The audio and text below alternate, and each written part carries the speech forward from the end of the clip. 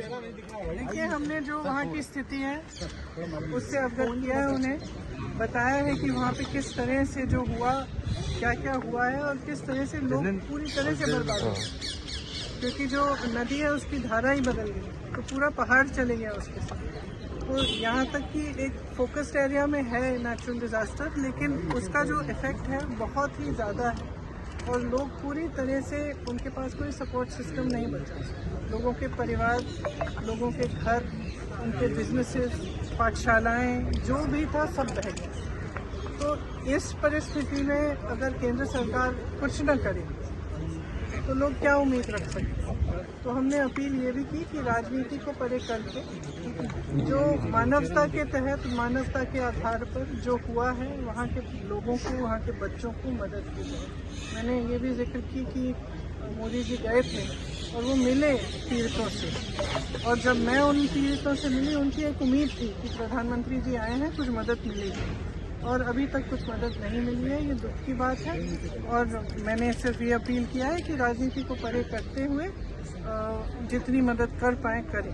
क्या भरोसा मैम, सरकार ने कोई आश्वासन दिया है? मैम होम मिनिस्टर ने क्या आश्वासन दिया, और आप लोगों ने प्रधानमंत्री से मिलने का समय मांगा था, क्या आगे पीएम से भी मिलेंगे? We have given representations to the Prime Minister also, Home Minister also. The devastation that has happened in that area is complete. It is a small area in which whatever was in the way of the river, when the river changed course, it has taken away. So it is not just a question of people losing one member of a family, or maybe some part of their home, or some part of their life. The people who are affected have lost absolutely everything. There are people who have lost every member of their family, young children. They have no support system.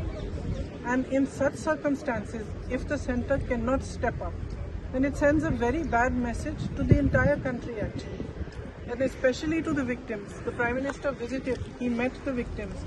I personally spoke to them, and even after he met them, they expressed that now he has come, maybe we will get some relief from the center.